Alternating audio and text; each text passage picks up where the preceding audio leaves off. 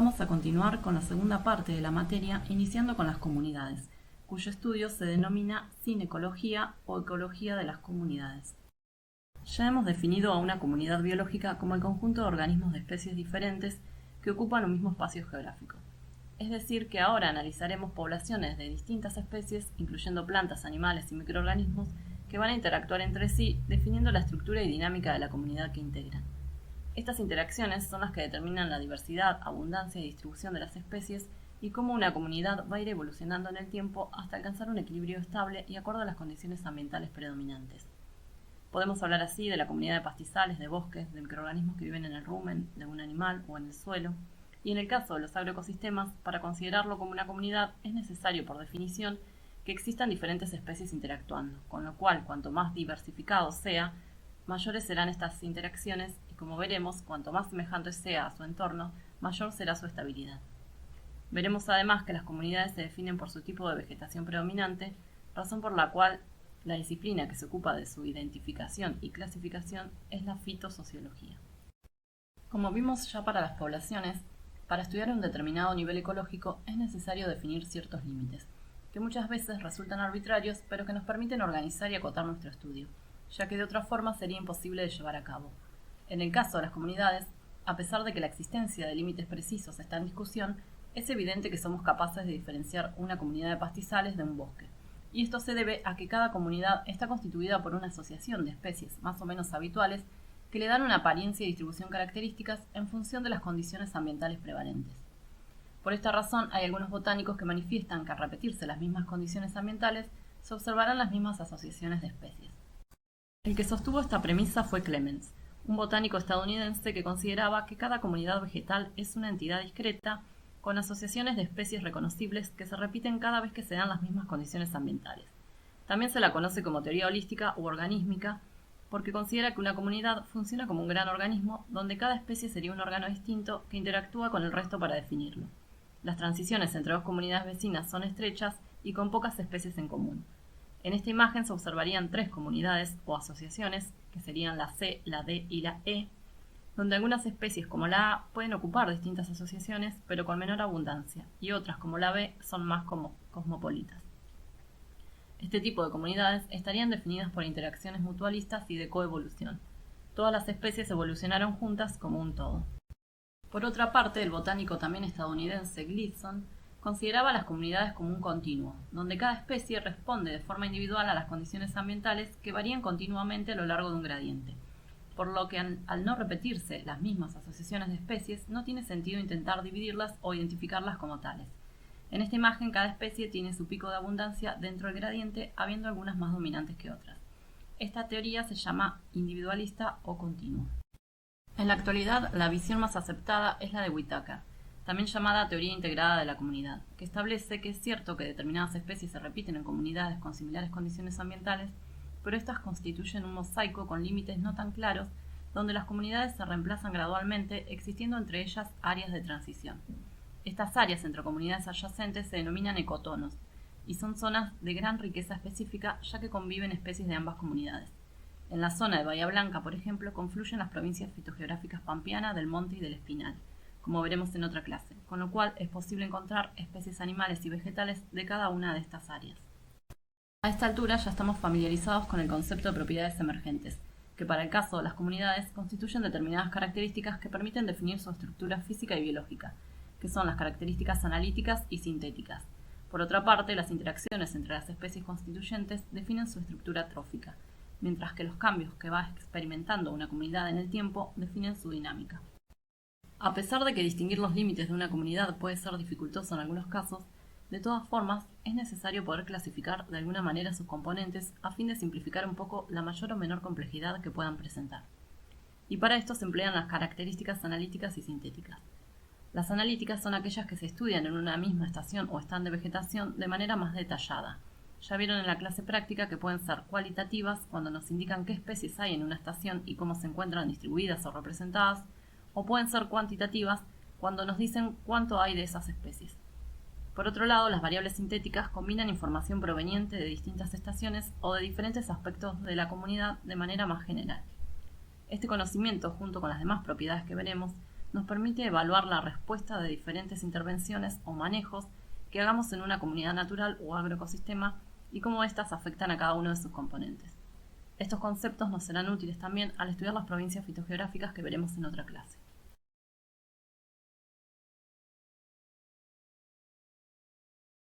Características analíticas son 6. Empezaremos con la composición florística, que es la característica más importante y, como su nombre lo indica, implica hacer un listado de las especies que componen una comunidad.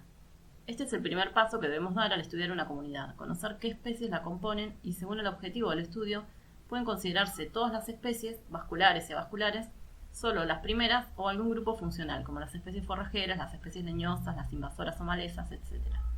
Como ya hemos visto, cada especie tiene su propio intervalo de amplitud ecológica, es decir, que tiene un rango entre un valor mínimo y un valor máximo para los parámetros ambientales que puede tolerar, y en función de esta amplitud podrán pertenecer a una u otra comunidad.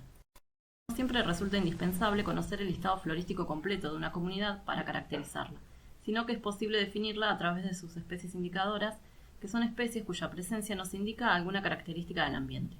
Por ejemplo, Disticris spicata, el pasto salado, indica presencia de suelos salinos. Urtica urens, ortiga, indica la presencia de suelos ricos en nitrógeno, como en cercanías de corrales y gallineros. Y Cortaderia selloana, la cortadera, indica presencia de suelos húmedos bien drenados.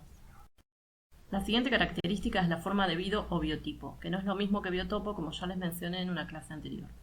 En este sentido, la clasificación más empleada es la desarrollada por Ranquier en 1934, que resulta aún vigente. La clasificación tiene en cuenta el grado de protección que brindan las plantas a las yemas de renuevo, en los ápices de los tallos, y su posición en relación con la superficie del suelo durante el periodo desfavorable, que puede ser frío o sequía. Muchas especies que comparten un mismo ambiente tienen formas de vida similares, aunque evolutivamente se encuentran muy distanciadas. Esto se debe a que estas formas han sido adaptaciones al ambiente particular que comparten. En primer lugar tenemos a las terófitas. Tero significa verano y fito, planta, que son las especies anuales con un periodo vegetativo corto que se completa durante la estación favorable. Pasan el periodo desfavorable en forma de semilla y son habituales en climas de estación seca. Por ejemplo, el trigo, el maíz, el zapallo, la amapola, el girasol, la albahaca y muchas malezas. Las geófitas, geo significa tierra, o criptófitas, cripto significa escondido, son especies cuyas yemas de renuevo están protegidas bajo suelo. Es el caso de las especies con cormo, bulbo, tubérculo y en muchas con rizoma, que emplean este órgano como forma de resistencia ambiental. Cuando las condiciones son favorables, rebrotan. Por ejemplo, la papa, la cebolla, la remolacha, las ornamentales bulbosas. Acá vemos también el rizoma del sorgo de Alepo y el bulbo del azafrán. En estas imágenes vemos algunas bulbosas nativas del género Abrantus, que son imperceptibles durante la mayor parte del año, pero rebrotan luego de una lluvia en otoño. Estas son fotos tomadas en el pastizal que utilizamos para los trabajos prácticos. Las semicriptófitas, que significa semi-enterradas, son especies generalmente en rosetas, cuyas yemas permanecen a nivel del suelo apenas enterradas, protegidas por catáfilas, que son hojas modificadas sin clorofila, o por la hojarasca. Esta forma de vida es la más exitosa en regiones de clima muy frío, por ejemplo la frutilla, que es rastrera, el diente de león, que es arrocetada, algunas gramíneas, como en este caso Jarabaichu y Poa ligularis, que son cespitosas, y el lúpulo, que es una enredadera. Las caméfitas, came significa bajo, son especies postradas o arbustos bajos, con yemas un poco por encima del suelo y hasta 25 centímetros de altura. Poseen yemas o estolones que brotan en primavera. Por ejemplo, la gramilla, los cenecios, acá vemos Senecio jacobea y Senecio bonaerensis, el tomillo, el orégano. También vemos una imagen del tomillo del monte que podemos encontrar en el predio de agronomía y es fácil de reconocer por su perfume. Fanerófitas, fanero significa visible, son especies de árboles y arbustos cuya ubicación de las yemas supera los 25 centímetros de altura y no están protegidas durante el periodo desfavorable.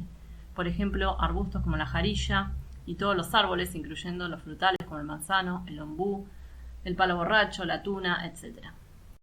Las hidrófitas son especies cuyas yemas de renuevo se encuentran bajo el agua. Por ejemplo, las totoras, el camalote, la lenteja de agua, la flor de loto, el potamogeton, etc. Algunas pueden tener sus yemas en suelos inundables. Las epífitas, epi quiere decir sobre, ya vimos que son especies que germinan y crecen sobre otras plantas, postes o cables, pero no son parásitas. Se observan en climas cálidos y lluviosos como las selvas tropicales, por ejemplo el clavel del aire y las orquídeas. Por último, las lianas son un tipo especial de fanerófitas, trepadoras leñosas que germinan en el suelo y permanecen enraizadas toda su vida apoyadas sobre árboles. La información que brindan las formas de vida pueden contribuir a planificar el manejo de una comunidad. Por ejemplo, permite conocer los momentos más desfavorables de una especie y la ubicación de sus yemas de renuevo a fin de evitar dañarla por pastoreo, cosecha o poda si es una especie que se quiere preservar. El espectro biológico es el porcentaje en que se encuentra representada cada una de las formas de vida en un determinado lugar y permite conocer cuáles son las condiciones ambientales prevalentes en ese sitio, sin necesidad de conocer específicamente las especies existentes. Veamos un ejemplo. En esta diapositiva podemos observar el espectro biológico en forma de histogramas de 3 comunidades diferentes. Una pertenece a la selva, otra a un bosque y la tercera a un desierto. ¿Cómo podemos saber cuál es cada una? La respuesta es observando los componentes de cada espectro biológico. La figura 3 presenta un gran porcentaje de fanerófitas y nada de heterófitas, lo que indica que es un clima favorable, como el de las selvas. También podría presentar un cierto porcentaje de epífitas y de lianas muy habituales en estos ambientes. En la figura 2 vemos que prevalecen las terófitas, características de una época desfavorable muy marcada que permite la existencia de especies mayormente anuales. Por esto podemos deducir que es un desierto. Por último, la figura 1, por descarte en este caso, sabemos que es un bosque. Sin embargo, también podemos deducirlo por la presencia de micriptófitas, bien representadas en ambientes con climas fríos, y también cierto porcentaje de fanerófitas y geófitas. Presten atención a este tipo de análisis, ya que puede haber algún ejercicio de este estilo en el examen. En esta diapositiva vemos imágenes de cada uno de los ambientes, caracterizados en la tabla por su biotipo predominante. Desde arriba y de izquierda a derecha tenemos la imagen 1 en el Océano Índico, la 2 es en Libia, la 3 es del sudeste español, donde se observa el avance de la superficie cubierta por invernáculos, particularmente en la zona de Almería, la 4 es en Dinamarca, las 5 y 6 son en Noruega y la séptima es de los Alpes suizos.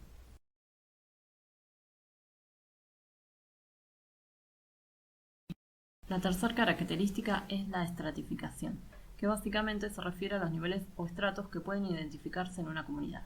Así, por ejemplo, los pastizales puros son uniestratificados. En el otro extremo se encuentran las selvas multiestratificadas, cuyo número de estratos depende del grado de desarrollo de los individuos y de la competencia por la luz. En esta foto del Caldenal podemos observar claramente la diferenciación de distintos estratos. La forma de representar la estratificación de una comunidad es empleando un diagrama que registre la altura de cada estrato y datos de cobertura de la vegetación. Estos diagramas de perfil permiten comparar visualmente y de manera rápida distintas comunidades o evaluar la dinámica en el tiempo de una misma comunidad. Acá vemos algunos ejemplos publicados de estudios de estratificación y empleo de diagramas de perfil. La estratificación también puede estudiarse a nivel subterráneo, información muy importante sobre todo en ambientes semiáridos como el nuestro, aunque difícil de estimar desde el punto de vista práctico. Así como es posible reconocer estratos vegetales, algunos animales también pueden distribuirse en la comunidad ocupando estratos diferentes, como vimos en el caso de las aves que separaban sus nichos de alimentación.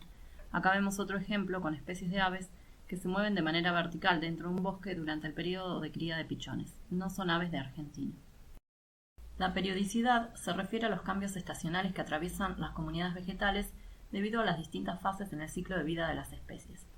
Estas fases incluyen la germinación, el rebrote, la floración, la polinización, el crecimiento radical, la fructificación, la dispersión de semillas, etc., pudiendo subdividirse en muchos más niveles.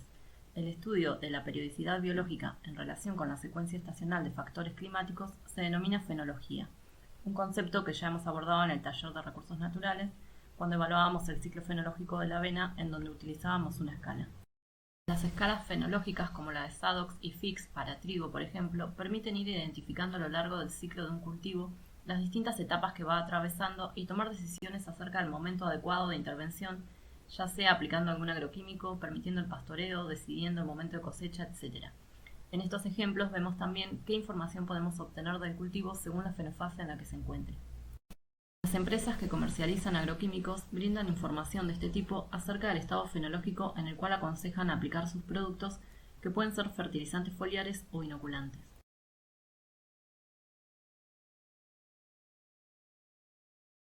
La fenología también puede evaluarse en especies arbóreas, como vemos en estos dos ejemplos.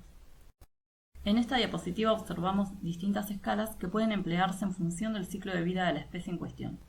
Al hacer el muestreo se registra el estado fenológico en el que se encuentra la planta utilizando algún sistema de códigos, que si no existe podemos confeccionarlos nosotros mismos según las etapas que nos interese registrar. La escala de abajo es la que empleamos nosotros en ecología para evaluar las fenofases de las gramíneas que crecen en los pastizales naturales del monte. Acá podemos observar un ejemplo del estudio fenológico en una comunidad de pastizal natural de monte realizada hace un tiempo ya por el grupo de ecología, donde se representan con esquemas las distintas fases de diferentes especies de gramíneas de interés. De esta forma es posible conocer la dinámica de la comunidad y cuáles especies presentan dominancia estacional, es decir, que prevalecen en determinadas épocas. Con esta información se planifica el manejo de los animales a pastoreo y los momentos de descanso de los potreros. La Facultad de Agronomía de la UBA ha desarrollado modelos fenológicos para distintos cultivares de soja, cebada y trigo que son de acceso gratuito. Tienen que registrarse en alguna de las páginas cuyos links les dejo acá según el cultivo de interés. Luego eligen la localidad y la fecha de siembra y el cultivar que desean consultar. Acá les dejo un listado de los cultivares que pueden seleccionar para trigo. Luego seleccionan el botón de calcular. Y les arroja este diagrama con las distintas fenofases y algunos datos sobre las heladas o los posibles golpes de calor que puede sufrir el cultivo y cuál sería el periodo crítico del mismo. En las etiquetas de las fenofases pueden obtener más información. Por ejemplo, acá vemos información sobre la siembra. Se incluye información básica de cada proceso con fotografías de las macollas, los ápices, las hojas y recomendaciones de manejo. Acá vemos la etiqueta sobre el llenado de grano. Pueden probar también con los demás cultivos. Les dejo en la siguiente diapositiva otro ejemplo de una de las fenofases.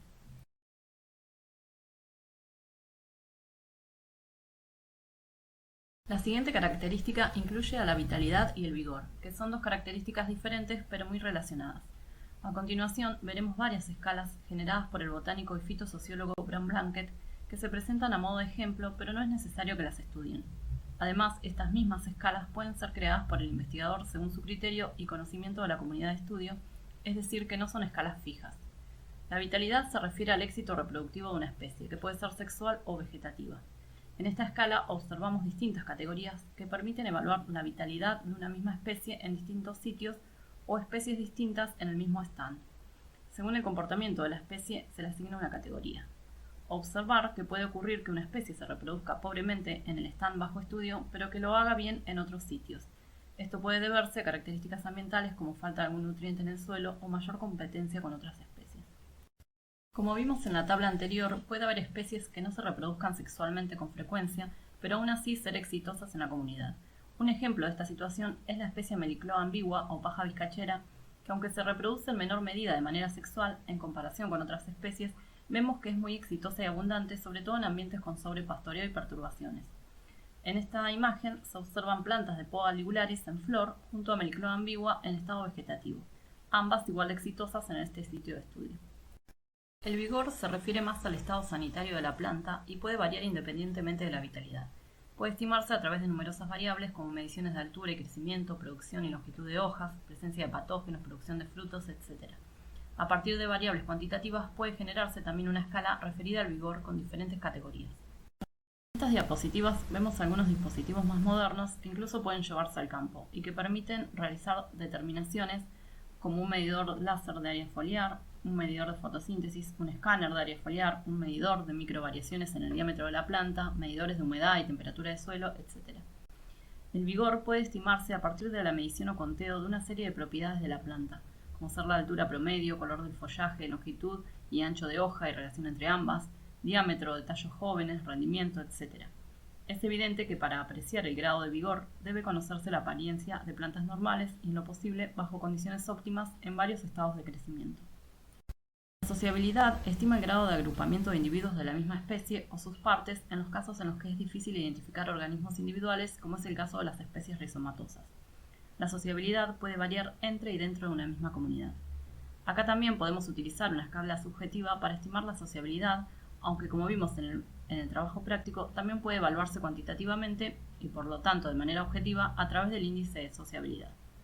En las siguientes diapositivas se ven algunos ejemplos de distintos tipos de agrupamiento entre organismos de la misma especie y qué categoría le correspondería en la escala de Bram Blanket.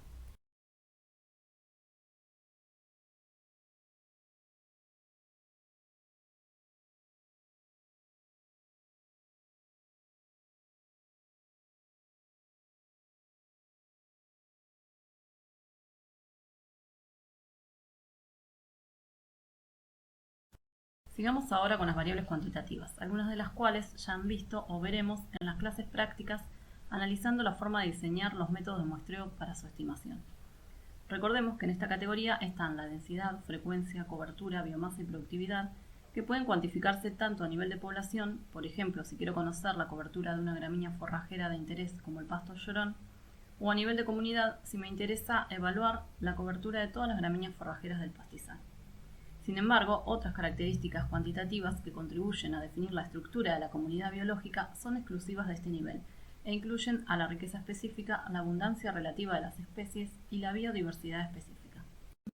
El número de especies de la comunidad constituye su riqueza específica y se indica con la letra S. Para conocerlo puede hacerse un recuento o una estimación. Sin embargo, es evidente que no todas las especies están representadas de igual forma. Por ejemplo, en la actividad que desarrollamos en el predio de agronomía, claramente el pasto llorón es la especie dominante. Sin embargo, existen otras especies de gramíneas, otras monocotiledóneas herbáceas y dicotiledóneas que también componen la comunidad del pastizal. Esto es lo que se denomina abundancia relativa de las especies, es decir, qué tan abundante es cada una de las especies en relación al total. Y se calcula simplemente haciendo el cociente entre el número de individuos de cada especie, en este caso supongamos la especie 1, sobre el número total de individuos de la comunidad. Se puede expresar como proporción o como porcentaje.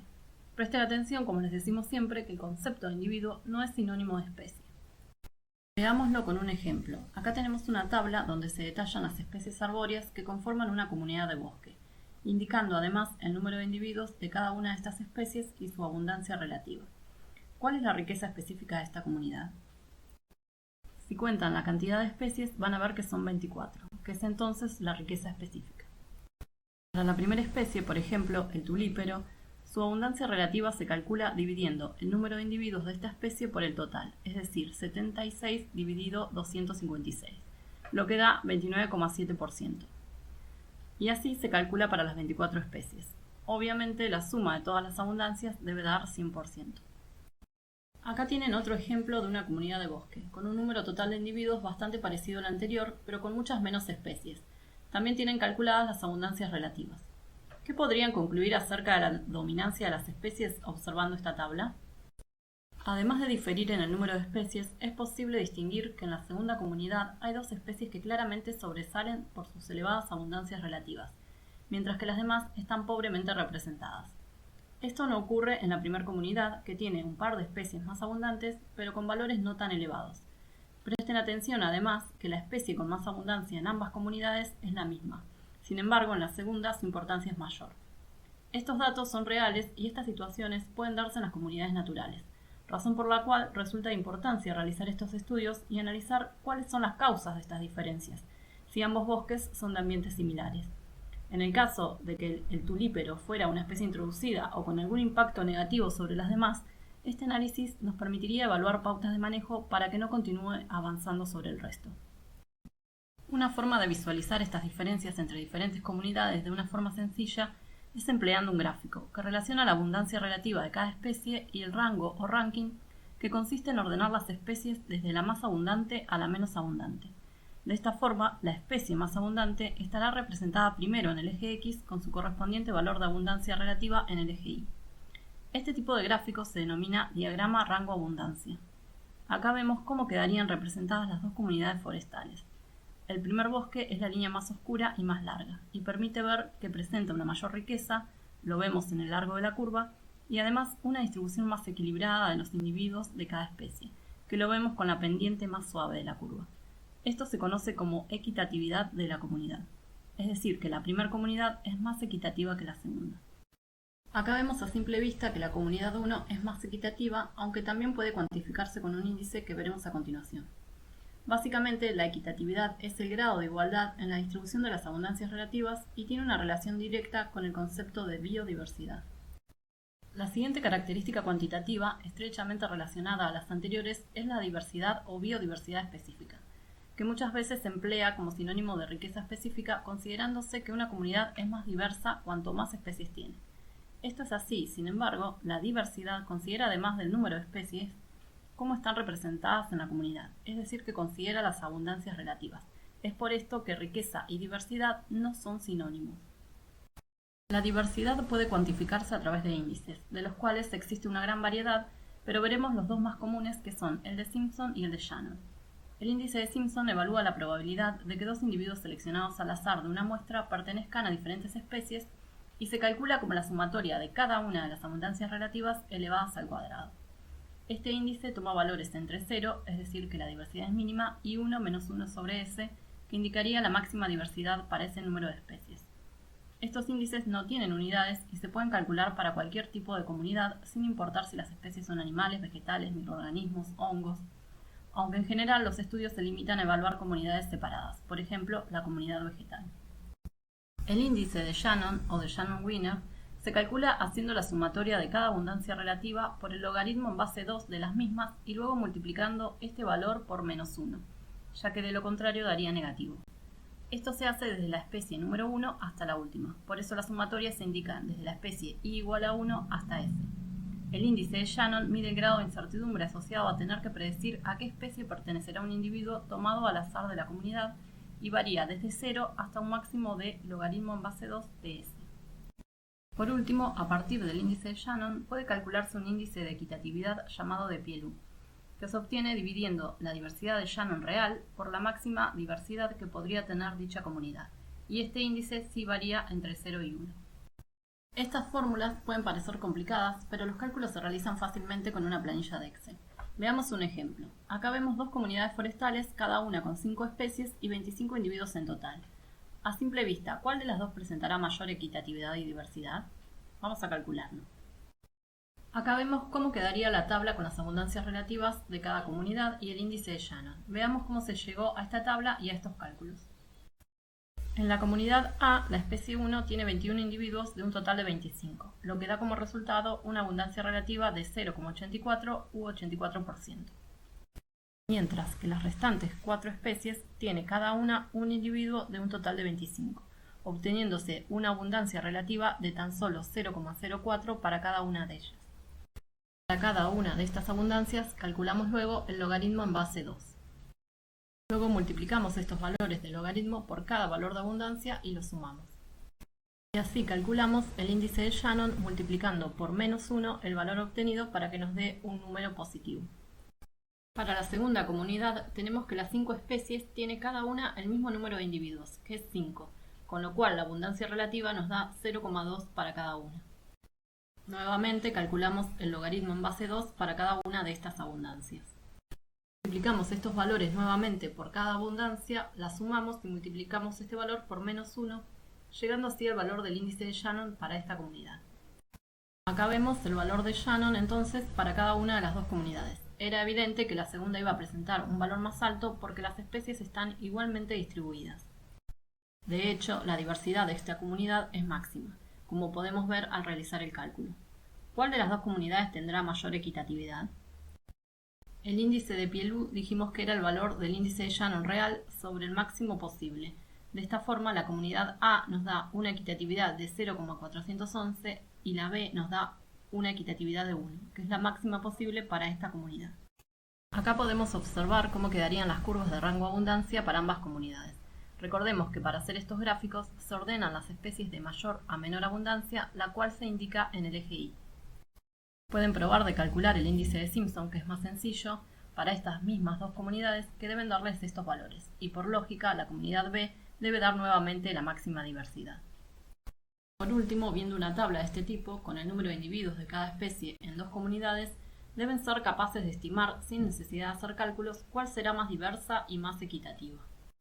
Claramente la primera comunidad es más diversa, ya que las abundancias de las 3 especies son más parecidas, no encontrándose una especie que domine sobre las otras, como sí ocurre en la segunda comunidad. De todas formas, si quieren calcularlo, estos son los valores de cada uno de los índices que demuestran lo que ya hemos visto a simple vista. De esta forma queda claro que la diversidad no solo considera el número de especies, sino también la contribución relativa de cada una de ellas a la comunidad.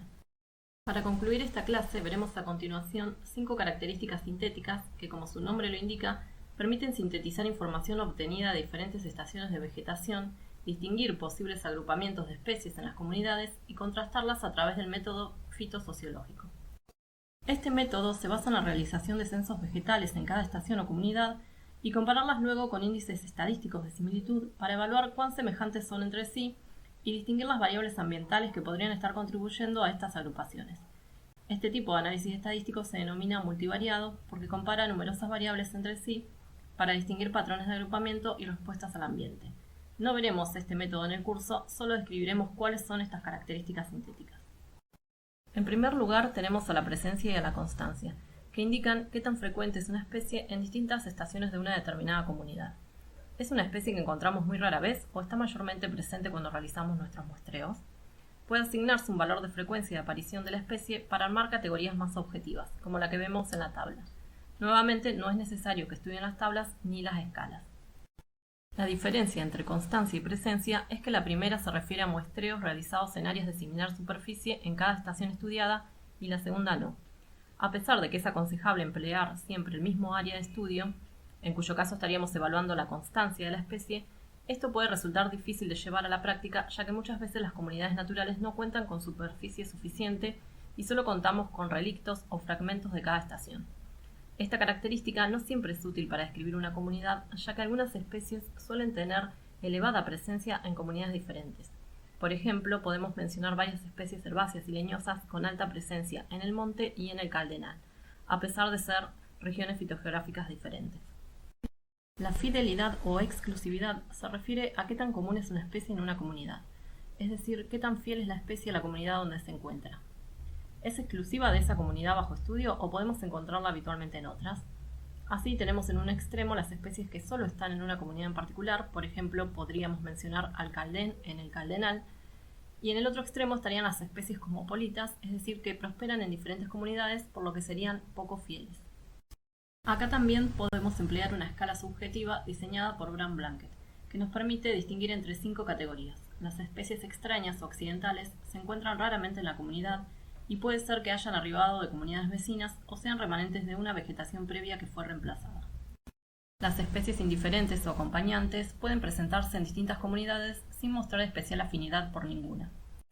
Por otra parte, las especies de las clases F3 a F5 son las características de la comunidad bajo estudio y son las que nos sirven en mayor medida para describirla. En el caso de las especies selectivas, podemos mencionar aquellas que necesitan unas determinadas condiciones ambientales para subsistir, como por ejemplo las especies de dunas o de suelos calcáreos. Las especies exclusivas, como su nombre lo indica, tienen una alta fidelidad a la comunidad y suelen presentar endemismos marcados. Lo habitual es encontrar muchas especies de las clases F1 a F3, unas pocas F4 y muy pocas F5, lo que indica que la mayoría de las especies es miembro de más de una comunidad. Como podemos deducir, las especies con alta fidelidad presentan una amplitud ecológica restringida y nos pueden servir de indicadoras ecológicas, al poner de manifiesto alguna característica del ambiente en particular. Por ejemplo, en esta diapositiva vemos a la gramínea Sporobolus rigens, que crece en ambientes arenosos y presenta rizomas que le facilitan el establecimiento. A Sarcocornia perennis o Jume, especie indicadora de radiación, suelos salinos, ligeramente ácidos y húmedos y ricos en nitrógeno. Y por último, a Videns subalternans o amor seco, que es indicadora de suelos ácidos, modificados y arenosos. Otra observación que podemos deducir es que la constancia y la fidelidad tienden a estar inversamente relacionadas, ya que las especies exclusivas casi siempre tienen una constancia baja. Es por esto que para caracterizar de manera completa una comunidad vegetal deben usarse ambas características ya que se complementan. La dominancia es una característica más sencilla de entender. En general consideramos una especie dominante cuando notamos su prevalencia en la comunidad, ya sea por su presencia, cobertura o abundancia, como vimos en los cálculos de índices de diversidad, aunque también nos puede ayudar a definir si una especie es dominante el análisis de su altura, forma de vida, vitalidad o productividad. En algunas publicaciones observarán que la dominancia se emplea como sinónimo de cobertura, aunque esto no es correcto. En comunidades multiestratificadas pueden identificarse las especies dominantes en cada estrato. En estos ejemplos podemos distinguir claramente cuáles son las especies dominantes, mayormente por su porte, cobertura o abundancia. Vemos así un bosque de lenga, una comunidad de olivillo y otra de Echium plantaginium, muy frecuente de observar en el sector serrano y que constituye un ejemplo de especie exótica invasora. La fisonomía es el aspecto o apariencia general que tiene una comunidad y resulta útil para describir la vegetación en términos generales.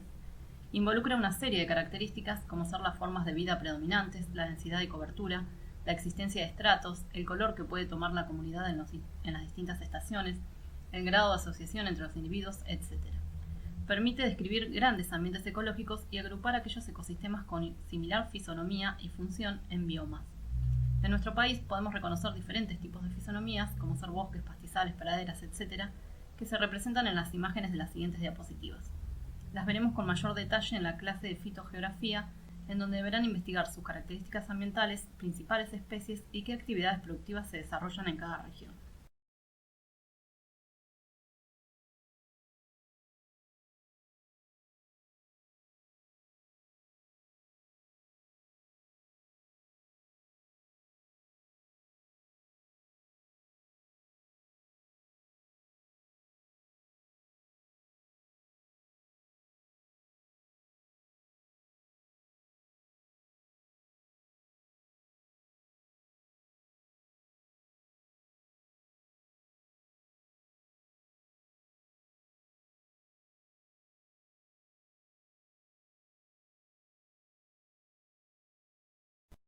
Les incluyo en esta diapositiva el mapa de las ecorregiones argentinas.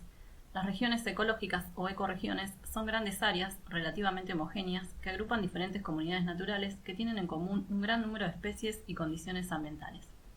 El término se origina a partir de las regiones fitogeográficas o biogeográficas, pero incluye otros valores que van más allá de los biológicos.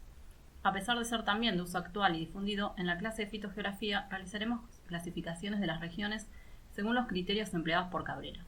Sin embargo, las ecorregiones también son muy empleadas y algunas coinciden con la clasificación de Cabrera. Finalmente, nos referiremos al diseño, que puede definirse como un modelo o patrón distinguible en la vegetación, algo así como un dibujo del paisaje, que puede identificarse a través de la densidad, distribución o cobertura de los individuos que componen la comunidad a diferente escala.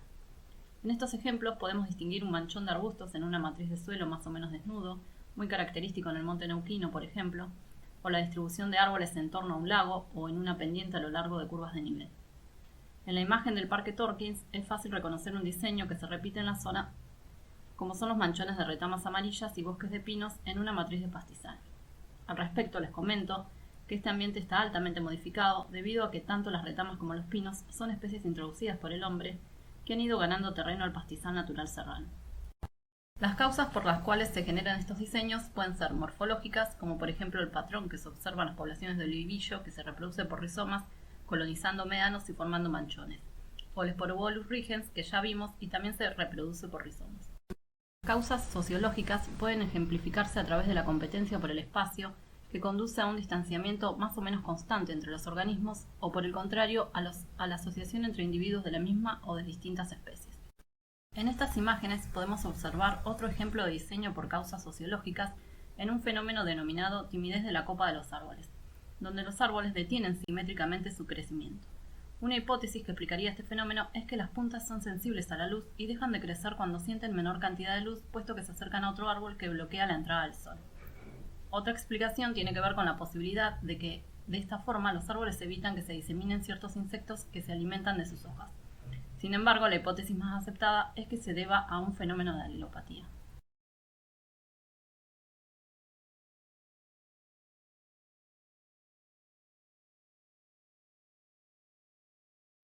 En estas imágenes vemos otro ejemplo de círculos formados en ciertos ambientes en África y Australia. Este diseño se debería a que cuando las plantas deben competir por agua y nutrientes en hábitats áridos, las más débiles mueren mientras que las más fuertes se hacen más grandes. De esta manera, la vegetación se organiza a sí misma en este tipo de patrones. Los parches descubiertos funcionan como canales que almacenan durante meses la humedad aportada por escasas lluvias. Los pastos altos de los bordes de los círculos toman el agua con sus raíces y la absorben con la ayuda del suelo arenoso.